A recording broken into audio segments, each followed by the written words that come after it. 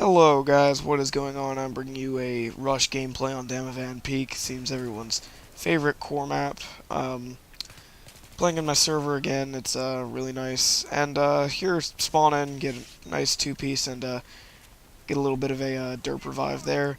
And this was one of the best games I'd ever been in, and why was that? It was because there was teamwork.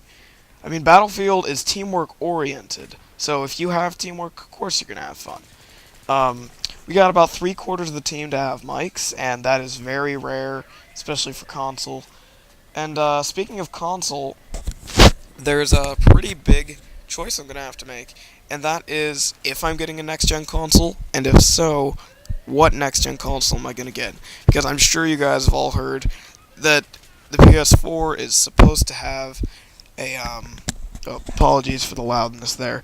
Anyways, the PS4 is supposed to have the feature, this is just a rumor though, of basically their version of party chat, which Xbox was really what got me to play Xbox besides the controller, which I could just buy a skin controller, get stabbed in the face.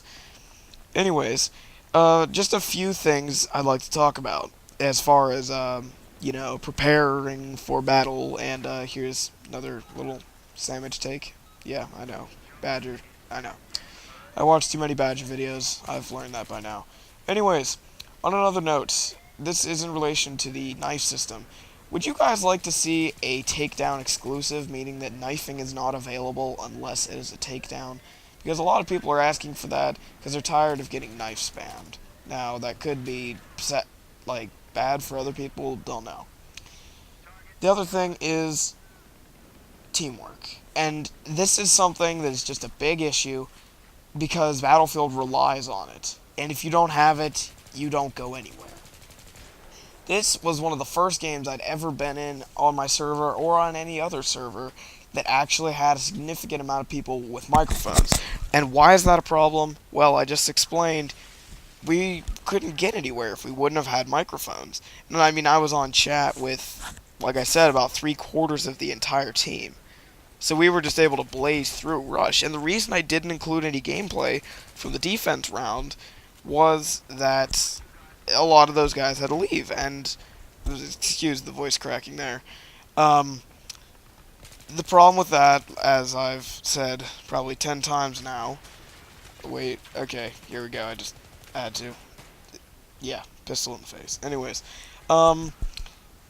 with those guys gone, teamwork at a minimum, and the attackers just blazed right through us. Why? Because they had mics now. Okay, a lot of people got switched, or they left. So, yeah, yawning, I know. Shut up, Mom. You don't need to tell me when I'm yawning. Anyways, sorry, I keep getting sidetracked because of my bodily functions. So, that's the basic of the teamwork rant. And now I wanted to talk about the next-gen consoles. Next-gen consoles, I'm sure you all know, they're basically the hybrid between a high-end gaming computer, or PC will you be, because I don't really know anybody who uses a Mac for a gaming computer. Nobody likes Macs. Macs have no friends. But anyways, yeah, anyways is my favorite word. You should be able to tell by how much I've said it. So, anyways, moving on. They should be able to carry up to PC's current standards, which will be 32 on 32 player servers, which will be great. Now, which console should you get? I mean, truthfully, I'm only getting a next-gen console if I am for Battlefield 4. If Battlefield 4 wasn't coming out, then I wouldn't even plan on getting a next-gen console, because not very many people that I know are getting one. And I don't know if I'll even be able to afford one. We're still awaiting price. Games rumored to be like 100. So we'll see how that works, but it seems like it's just going to be basically a dumbed-down PC with the comfort of a controller. Now, that is a great thing, but of course, the price of a console, that's very attractive to a lot of people. It's not thousands of dollars. So, yeah, that's the resort of trying to mix a PC and a gaming console. You still get a high price either way. Not expensive high, but high. And this guy, he just decided to stand through the stairs, and and they say when in doubt, shoot him in the butt with a pistol. So that's what I did. Next, I want to talk about, this is just as far as which console should you get. If you're getting one just for Battlefield 4, so far it looks like the PS4 is going to win out. Because, of course, they get the DLC early, and that's not even playing a big factor.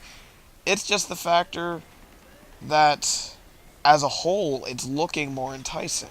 I don't care about your little touchpad screen built into the controller.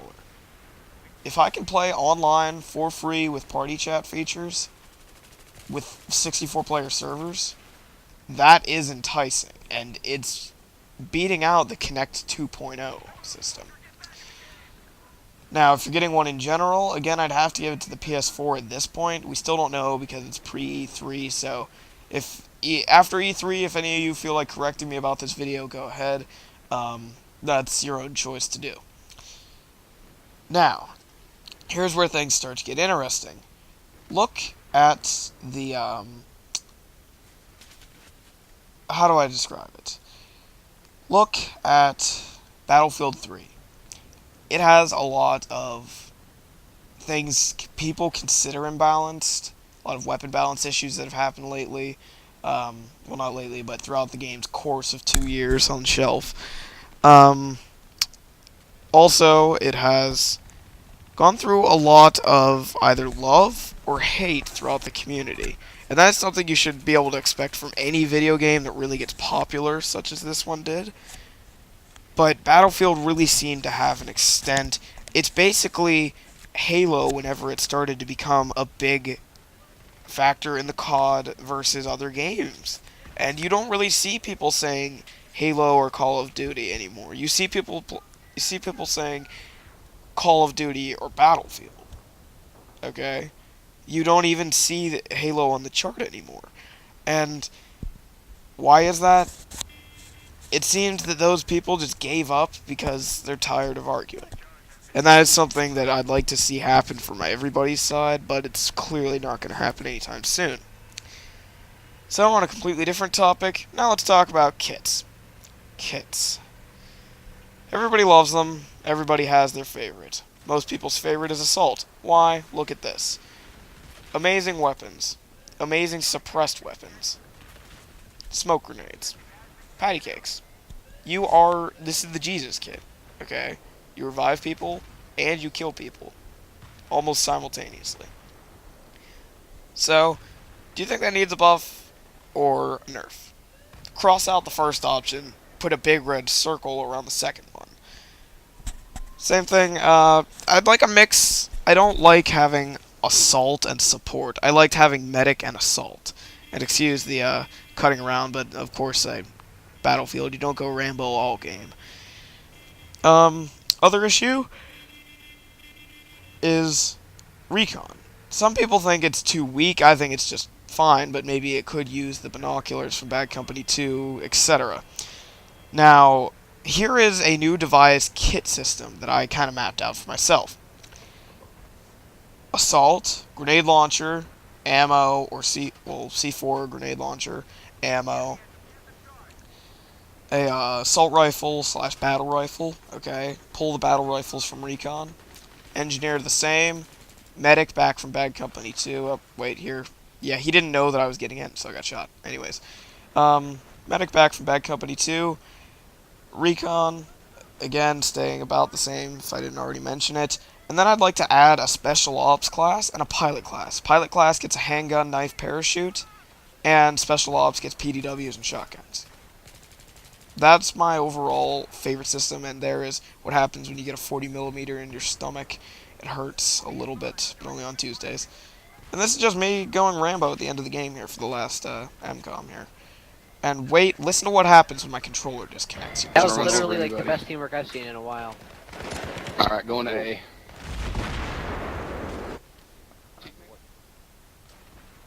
People were surprised because of how rare teamwork is. See why we need it? Anyways, I'm out. See you in the next video.